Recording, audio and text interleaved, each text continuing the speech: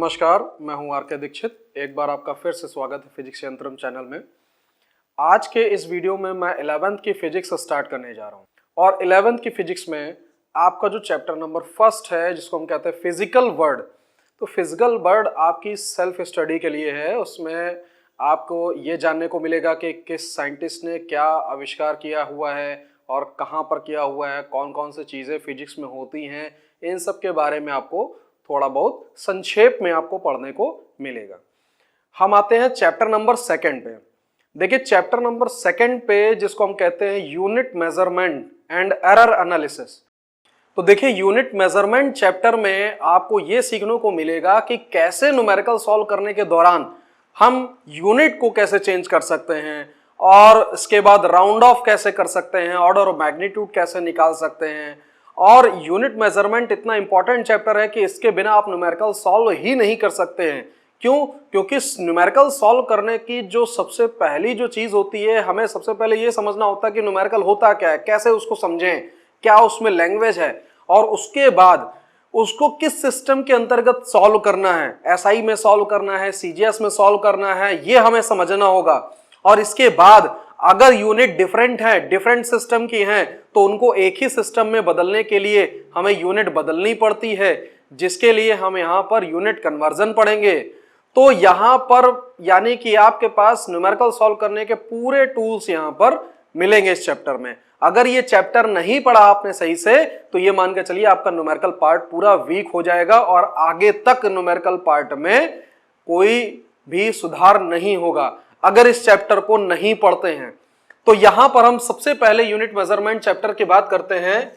जो चैप्टर है वो क्या है? Unit and measurement.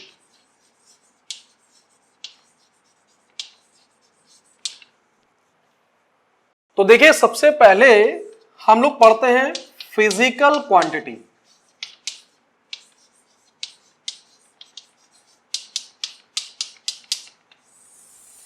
अब ये फिजिकल क्वांटिटी क्या है? देखिए फिजिक्स की हम बात कर रहे हैं या किसी भी सब्जेक्ट की अगर हम बात करते हैं तो साइंस का मतलब ही है एक्यूरेसी। एक्यूरेसी का मतलब क्या है कि कोई भी साइंस में अगर आपने मान लो आपने ही कोई चीज रिसर्च करी, अगर आपको बताना है दूसरों को तो आप कैसे बता पाओगे? हवाई नहीं चलता यहां पर सब चीजें मेजर करके एक्यूरेट मेथड में हमें दी जाती हैं। ठीक, जब तक कोई भी चीज प्रूफ नहीं हो जाती है, साबित नहीं हो जाती है, तब तक उस चीज को सही नहीं माना जाएगा, चाहे वो आइंस्टीन हो चाहे वो न्यूटन हो। जब तक कि उनकी चीजें सही नहीं मान ली गई कैलकुलेशन के आधार पर, तब तक उनको सही नहीं माना गया। तो यहां पर हमें एक्यूरेसी की जरूरत होती है। अगर आपसे बोल दिया जाए कि दो चीजों में डिफरेंस बताना है, जैसे मान लीजिए एक छोटी रॉड है, बड़ी रॉड है और एक छोटी रॉड है। अब आपको कह दिया जाए कि इसमें डिफरेंस बताइए, तो कैसे डिफरेंस बता पाएंगे? आप कहेंगे कि नहीं इसकी लेंथ ज्यादा है, इसकी लेंथ कम है, यही बताएंगे। लेकिन अगर आपको लेंथ वर्ड ही ना पता हो फिर कैसे डिफरेंस बता पाएंगे? अगर आपको वर्ड ही ना पता हो, लेंथ जो हम वर्ड यूज कर रहे हैं अगर उसके बारे में ही ना पता हो तो आप कैसे इसको बता पाओगे? नहीं बता पाओगे। तो यहां पर जो लेंथ है वो क्या डिफाइन कर रहा है? वो ये जो चीज है, जो इफेक्ट है, जो नेचुरल चीज हमें दिख रही है उसको बता रहा है। इसको हमने एक नया नाम दिया लेंथ। यानी कि लेंथ क्या है? ये फिजिकल क्वांटिटी ही है। नेचर के किसी भी फिनोमिना को, वो चाहे दिखने वाली हो, चाहे फील करने वाली हो, चाहे वो ना भी दिख रही हो, अंदर ही अंदर अगर मान लो इनडायरेक्ट मेथड में अगर हो रही हो, तो उस किसी भी फिनोमिना को जब हम बताने की कोशिश करते हैं तो सबसे पहले हमें उसको एक नाम देना पड़ता है जिसको हम कहते हैं फिजिकल क्वांटिटी। अब फिजिकल क्वांटिटी तो बहुत सारी हैं, चाहे वो length, area, mass, force, momentum, moment of force, torque, electric field, जितनी आप लेना चाहो, ये सब क्या है? ये सब फिजिकल क्वांटिटी ही तो है। यानी कि एक उसको पहले नाम दिया गया और फिर उसके बाद में क्या दिक्कत आएगी कि फिजिकल क्वांटिटी को हमने नाम तो दे दिया, जैसे हमने कह दिया लेंथ, लेकिन अब डिफरेंस मेजर कैसे करोगे? यानी कि तुमने ऐसे कह दिया कि हाँ भाई ये बड़ी है, ये छोटी है, इसकी लेंथ ज्यादा है, इसकी लेंथ कम है, बट कितनी ज्यादा है ये कैसे बताओगे? ये तभी बता पाओगे जब उसको मेजर करोगे। यानी कि हमारे यहां पर एक नया वर्ड आ गया, मेजरमेंट। तो मेजर कैसे किया जाएगा हमें इसको समझना होगा। जैसे कोई भी फिजिकल क्वांटिटी होती है यानी कि लेट कर लेते हैं कोई फिजिकल क्वांटिटी, वो दो चीजों का मल्टीप्लाई होती है, दो चीजों का प्रोडक्ट होती है, एक न्यूमेरिकल वैल्यू और दूसरा यूनिट। न्यूमेरिकल वैल्यू और यूनिट का प्रोडक्ट होती है। अब इसको समझ लेते हैं क्या होता है। जैसे अगर मान लीजिए किसी भी ऑब्जेक्ट की लेंथ है, हम उसको बोल रहे हैं 2 मीटर, तो 2 मीटर का मतलब क्या है? मीटर तो एक यूनिट हो गई और 2 क्या हो गया? उसकी एक न्यूमेरिकल वैल्यू हो गई। इसका मतलब क्या है कि कोई भी रॉड, अगर मान लो ये है कोई रॉड, इसके मेजरमेंट में 1 मीटर के ऐसे 2 ब्लॉक आ रहे हैं, यानी 1 मीटर अप्रॉक्स हम देखे हैं दुकानों में भी, अगर जाए वायर या कपड़े की दुकान में, तो 1 मीटर का वो पूरा ही एक स्केल होता है उनके पास। तो ये 1 मीटर है। अगर 2 मीटर का आ गया है तो 1 मीटर वाले ऐसे 2 ब्लॉक आ रहा है उसके मेजरमेंट में, तो हम क्या कहेंगे? 2 मीटर। यानी कि ये 1 मीटर है, 1 मीटर का छोटा सा ब्लॉक है, और ये 1 मीटर का छोटा सा ब्लॉक है, तो ऐसे 2 ब्लॉक हो गए, तो क्या बना? 2 मीटर। पूरी क्वांटिटी क्या बनी? 2 मीटर। ये हम कहते हैं टोटल लेंथ है। तो ये मीटर क्या है, इसको कैसे बनाया गया? देखिए, हम लोग भी बचपन में देखते आए हैं, दादी या मम्मी जब भी स्वेटर बनाती थी तो स्वेटर की जो है हाथ का बनाने के लिए क्या करते थे कि वो हाथ का इस्तेमाल करते थे, जैसे कि 1, 2, 2.5 हाथ की बांह है, तो ऐसे वो लोग वर्ड यूज करते थे, सुना भी होगा सबने। तो ये हमारा मेजरमेंट है, यानी कि ये अपना देसी तरीका है ये मेजरमेंट का, लेकिन ये साइंटिफिक तरीका नहीं है, इसको मान्यता नहीं दी गई। क्यों? क्योंकि सबके हाथ डिफरेंट रहते हैं। इस वजह से समस्या आती है कि आखिर मेजर किस चीज से किया जाए। तो इंटरनेशनली जो एक्सेप्टेड हो पाए एक ऐसी वैल्यू, एक ऐसी मिनिमम स्टैंडर्ड वैल्यू जिसको हम अच्छी तरह डिफाइन कर सकें और इंटरनेशनली वो यूज हो सके बिना किसी प्रॉब्लम के, बिना किसी एरर के, उसको हम कहते हैं यूनिट। जैसे सेंटीमीटर हो गया, मिलीमीटर जो कि हम लोग डेली स्केल में यूज करते हैं, स्केल में सेंटीमीटर का ब्लॉक और छोटा सा मिलीमीटर का ब्लॉक हम यूज करते हैं। इसके बाद वर्नियर कैलिपर्स, स्क्रू गेज, ये सब क्या है? ये सब मेजरमेंट के एक्यूरेट साधन हैं। और मीटर स्केल भी होता है, किलोमीटर स्केल होता है। सड़कों की जब लेंथ नापी जाती है तो क्या होता है? किलोमीटर। लेकिन छोटी छोटी अगर साइज नापनी होती तो उसको क्या कहते हैं? सेंटीमीटर और मिलीमीटर में हम लोग मेजर करते हैं। तो ये सब क्या है? ये एक फिक्स यूनिट है जिनको मान्यता दी गई है कि हाँ भाई ये एक्यूरेट है, आप इससे किसी भी चीज को मेजर कर सकते हैं। तो हमारे मेजरमेंट, चाहे वो इंडिया में हो, चाहे वो फ्रांस में हो, चाहे वो अमेरिका में हो, कहीं भी अगर वो चीज को मेजर करेंगे तो वहां पर वैल्यू डिफर नहीं होगी। तो इसीलिए इसको क्या कहा गया? यूनिट।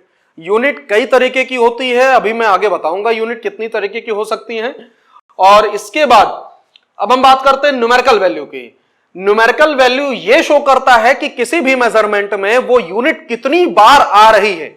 जैसे कि ये 1 मीटर एक यूनिट थी, तो 2 मीटर की रॉड में ऐसी 2 ब्लॉक आ रहे हैं, यानी कि ये 2 वैल्यू आ रही है, तो ये 2 क्या हो गया? ये न्यूमेरिकल वैल्यू हो गया। यानी कि अगर हम इसको फॉर्मूले के फॉर्म में लिखना चाहें तो n मल्टीप्लाइड बाई यू, यानी कि कोई भी फिजिकल 2 चीजों का प्रोडक्ट होता है, एक न्यूमेरिकल वैल्यू और दूसरा यूनिट। अब देखिए एक बात करते हैं, मान लीजिए लेंथ है 2 मीटर, ये हो गया मीटर वाले ब्लॉक से इसके ऐसे 2 ब्लॉक आ गए। लेकिन अगर इसी रॉड को अगर हम सेंटीमीटर ब्लॉक से मेजर करेंगे तो आएगा 200 सेंटीमीटर। अब देखिए क्या डिफरेंस मिला? रॉड की लेंथ तो चेंज नहीं हो जाएगी, ये 2 मीटर है और ये 200 सेंटीमीटर है, रॉड की लेंथ में कोई परिवर्तन नहीं होगा। लेकिन क्या डिफरेंस मिला? मीटर बड़ी यूनिट होती है, सेंटीमीटर छोटी यूनिट होती है, यानी कि मीटर जो है बड़ी है और सेंटीमीटर छोटी है। इसका मतलब क्या हुआ? न्यूमेरिकल वैल्यू में क्या फर्क आया? देखिए न्यूमेरिकल वैल्यू यहां पर कम है, यहां पर ज्यादा है। यानी कि इससे यह चीज पता चली कि अगर यूनिट को हम बदलते हैं, अगर यूनिट को बढ़ाएंगे तो न्यूमेरिकल वैल्यू छोटी हो जाएगी और यूनिट को अगर घटाएंगे तो न्यूमेरिकल वैल्यू बढ़ जाएगी। यानी कि यहां से एक रिलेशन और पता चला कि जो न्यूमेरिकल वैल्यू होती है वो इनवर्सली प्रोपोर्शनल होती है यूनिट के। यानी कि हम ये कह सकते हैं N1 U1 equals to N2 U2। इसी तरह से कोई तीसरा अगर ले लेते हैं, मान लो मिलीमीटर का ले लेते हैं, तो 2000 मिलीमीटर हो जाएगा, तो तीसरा सिस्टम हो जाएगा। ऐसे ना जाने कितने सिस्टम बन सकते हैं यूनिट के आधार पर। तो लेकिन वैल्यू वही रहती है, यूनिट बदल देने से न्यूमेरिकल वैल्यू में कमी आ जाती है या बढ़ जाता है। तो ये आवश्यकता के अनुसार हम करते हैं। जैसे कि कहीं पर मान लो बहुत ज्यादा न्यूमेरिकल वैल्यू है तो उसको हम क्या करते हैं, यूनिट को बढ़ा देते हैं, न्यूमेरिकल वैल्यू को कम कर देते हैं ताकि हमें आसानी हो लिखने में और बोलने में। अभी इसी के आधार पर कन्वर्जन में पढ़ाऊंगा। तो यहां तक ये हो गया कि numerical value is inversely proportional to unit, यानी कि यूनिट अगर बढ़ाएंगे तो न्यूमेरिकल वैल्यू में कमी आ जाएगी, अगर यूनिट अगर हम कम करेंगे तो न्यूमेरिकल वैल्यू में बहुत ज्यादा हो जाएगा। तो ये होती है फिजिकल क्वांटिटी। फिजिकल क्वांटिटी में दो चीजें होती है, न्यूमेरिकल वैल्यू और यूनिट, और उसके बाद ये एक दूसरे के इनवर्सली प्रोपोर्शनल होती हैं। अब देखिए फिजिकल क्वांटिटी दो तरीके की होती हैं, एक होती है फंडामेंटल और एक होती है डिराइव्ड। अब ये क्या हो गई, दरअसल होता क्या है कि किसी भी वॉल को बनाने में किन चीजों का यूज होता है, बेसिक चीजें अगर एलिमेंट्री ले तो ईंट का यूज होता है, यानी ब्रिक्स का यूज होता है। तो ब्रिक क्या हो गई फंडामेंटल और पूरी वॉल क्या हो गई, ये डिराइव्ड हो गई। यानी कि ब्रिक फंडामेंटल है और ब्रिक से ही मिलकर क्या बनता है, वॉल बनती है। देखिए हम सबसे पहले फंडामेंटल क्वांटिटी पढ़ते हैं। Fundamental quantity and units. Fundamental का मतलब ही है बेसिक। ये क्वांटिटी कुछ रखी गई है जो किसी अदर क्वांटिटी पर डिपेंड नहीं करती है, ये सेल्फ डिपेंडेंट है, ये इंडिपेंडेंट है किसी दूसरे पर। देखिए फंडामेंटल कौन कौन सी होती हैं, 7 क्वांटिटी को इसमें फिक्स किया गया है।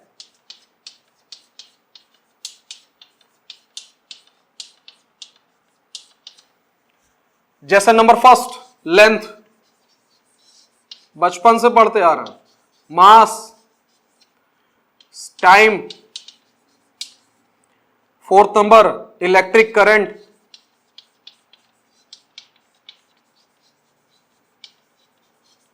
5th टेम्परेचर,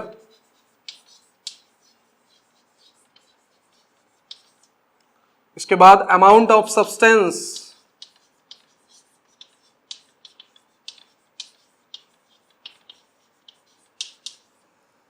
इसके बाद luminous intensity,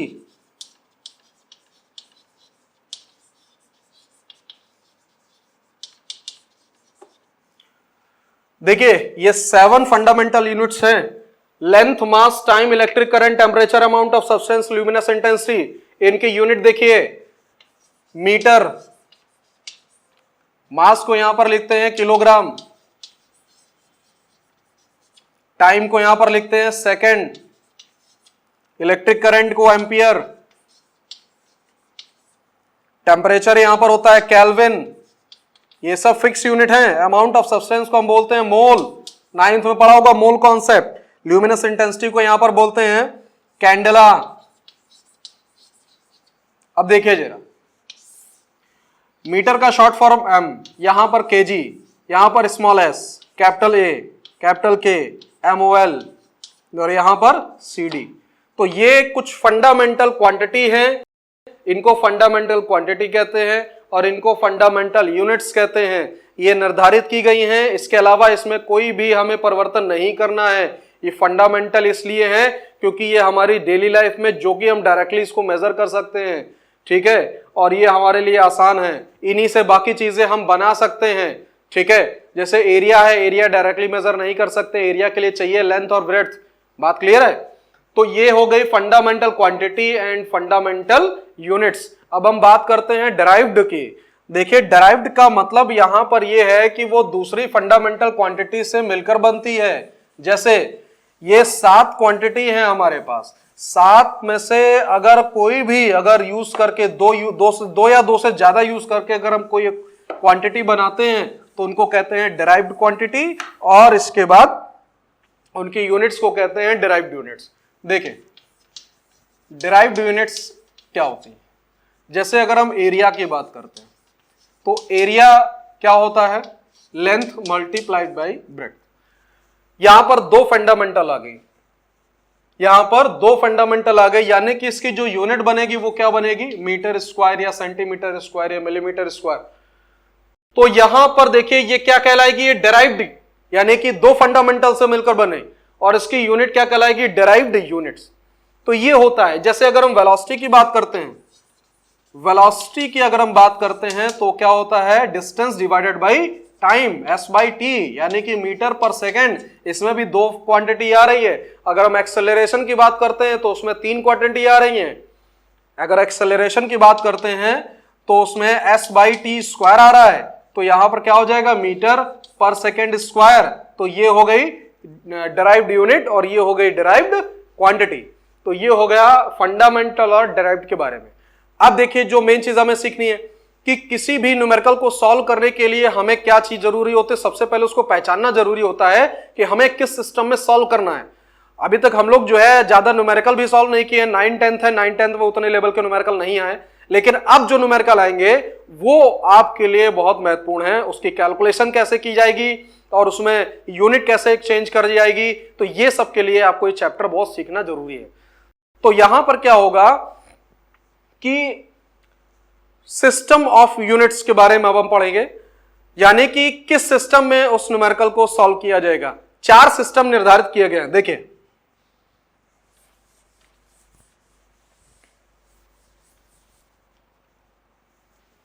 system of units,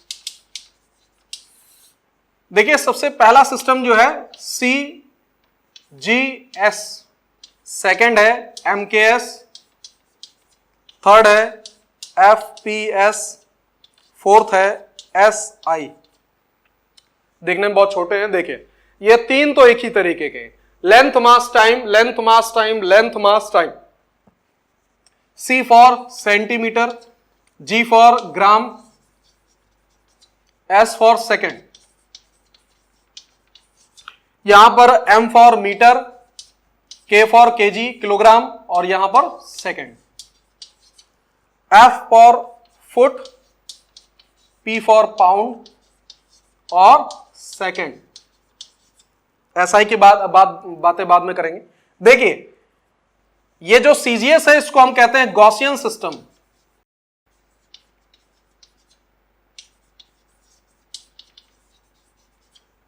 इसके बाद MKS सिस्टम है, इसको मैट्रिक्स सिस्टम भी कहते हैं। और FPS जो कि हमारा ब्रिटिश सिस्टम है, जितने भी कंस्ट्रक्शन वर्क होता है उसमें हम सब जगह ब्रिटिश सिस्टम ज्यादातर यूज करते हैं। सुना होगा 2x2 की टाइल है, ठीक है, और जो रॉड आती हैं, एंगल वगैरह आते हैं, उसमें भी क्या है, फुट के अकॉर्डिंग चलता है, इंच या फुट के अकॉर्डिंग चलता है। अब हम बात करते हैं SI की। देखिए ऐसा है, MKS पुराना सिस्टम है। MKS में केवल 3 चीजें होती हैं, मीटर, किलोग्राम, सेकेंड, यानी कि लेंथ, मास, टाइम।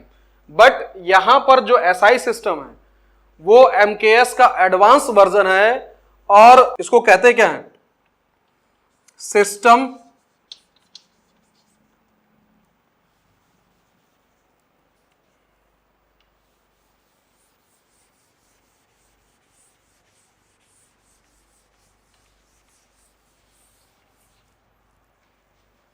देखिए SI सिस्टम के बारे में जानते हैं। SI को हम कहते हैं सिस्टम ऑफ इंटरनेशनल यूनिट्स, या इसका दूसरा नाम भी है इंटरनेशनल सिस्टम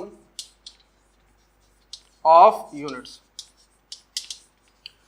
तो देखिए SI मॉडर्न सिस्टम है ये। हम ज़्यादातर चीज़ें इसी में सॉल्व करते हैं। और एसआई में क्या है कि जो 7 क्वांटिटी अभी मैंने फंडामेंटल में पढ़ाई है, ये वही 7 क्वांटिटी एसआई में आती हैं। जो 7 अभी मैंने फंडामेंटल में पढ़ाई 7 क्वांटिटी और उनकी यूनिट्स, वही एसआई सिस्टम है पूरा का पूरा।